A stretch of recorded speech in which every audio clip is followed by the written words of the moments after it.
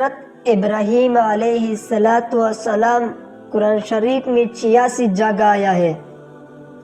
حضرت ابراہیم علیہ السلام بہت ہی بڑے نبی گزرے ہیں۔ دنیا میں جب بت پرستی کا زور ہو گیا، لوگ بتوں کو بناتے اور خود ان کو پوجا کرتے۔ حضرت ابراہیم علیہ السلام کی والد بھی بت بناتے تھے اور بت کو خدا سمجھتے تھے۔ حضرت ابراہیم علیہ السلام بھی بچے ہی تھے۔ وہ دیکھتے کہ میرے والد اور دوسرے لوگ خود ہی مٹی اور لکڑی سے بت کو بناتے ہیں اور پھر ان کو خدا سمجھنے لگتے ہیں۔ وہ حیران ہوئے کہ کس قدر بے وقوف ہے، یہ سب لوگ ان کو بے جان مورتیوں کو خدا سمجھ رہے ہیں۔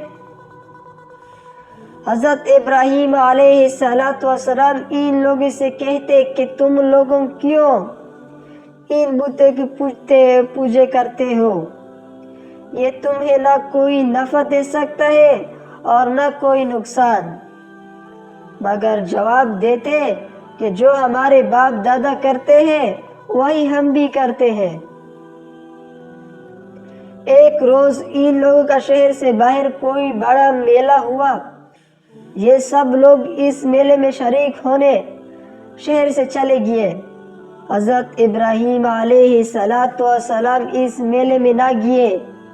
ان کے پیچھے حضرت ابراہیم علیہ السلام مالک کے بڑے بت خانے میں گئے اور وہاں کے سب بتوں کا توڑ ڈالا سوائے ایک سب سے بڑے بت کے، اور کلہاڑی جس سے سب بتوں کا توڑا وہ اس بڑے بت کے کندھے پر رکھ دی، جس سے یہ معلوم ہوتا تھا کہ یہ سب اس نے توڑ دی ہے۔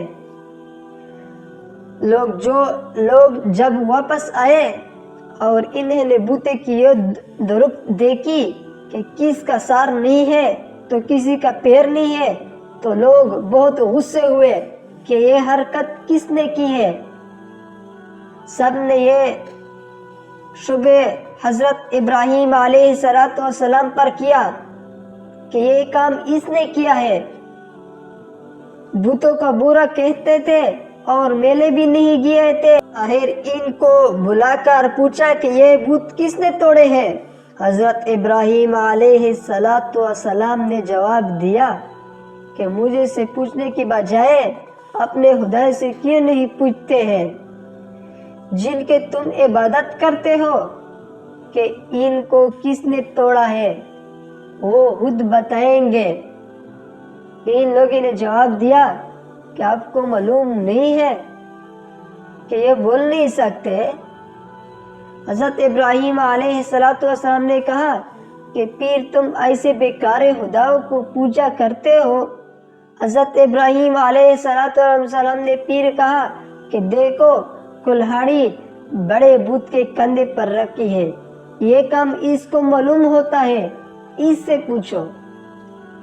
یہ لوگ بہت ناراض ہوئے اور ان کے باپ آزر سے شکایت کی کہ تمہارا بیٹا ایسی حرکت کر رہا ہے، اس کو سمجھ لو، اس کو سمجھا لو ورنہ اچھا نہ ہوگا۔ حضرت ابراہیم علیہ السلام نے اپنے باپ کو بھی سمجھایا اور بت پرستی سے منع کیا اور عرض کیا کہ اے باپ، میں ڈرتا ہوں کہ تم پر خدا کا کوئی عذاب نازل نہ ہو۔ اس پر ان کے باپ بہت سخت ناراض ہوئے اور کہا کہ آئندہ تو نے مجھے سے کوئی ایسی بات کہی تو میں تجھے سنسار کر دوں گا، اور کہا تو میرے پاس سے ہمیشہ کے لیے چلا جا۔ اپنے باپ کو سلام کیا اور کہا کہ میں چلا جاتا ہوں لیکن تمہارے لیے مغفرت کی دعا کرتا رہوں گا۔ پھر کیا ہوا؟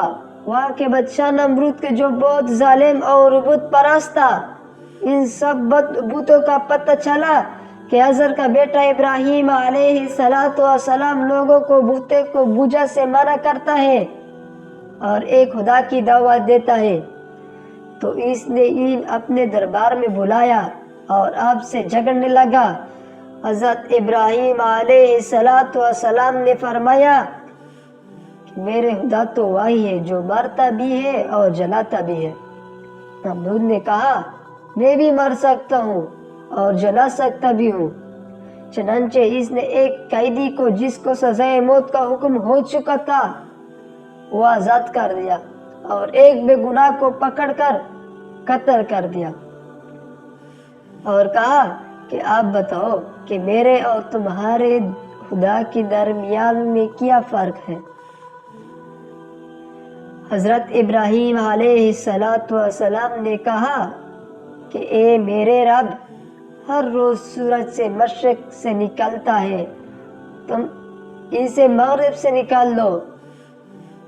اس پر نمرود لاجواب ہو گیا اور حکم دیا کہ اے ابراہیم علیہ السلام کو زندہ جلا دیا جائے۔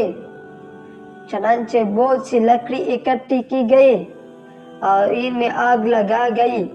جب آگ بہت بھڑک اٹھی اور اس کے شعلے آسمان کو ابھر لانے لگے تو حضرت ابراہیم علیہ السلام کو اس میں پھینک دیا گیا، مگر وہ آگ خدا کے حکم سے ٹھنڈی ہو گئی اور آگ کو کوئی تکلیف نہیں پہنچی۔ اس طرح جو لوگ اللہ تعالیٰ کے کہنے پر چلتے ہیں اللہ پاک ان کو ہر تکلیف سے بچا لیتے ہیں اور ان کے لیے آسانیاں ہی آسانیاں ہو جاتی ہیں، اور جو لوگ اللہ تعالیٰ کا کہنا نہیں مانتے ان کے لیے اس دنیا میں مشکل ہی مشکل ہوتی ہے اور مرنے کے بعد تو ہمیشہ جہنم میں چلے جائیں گے۔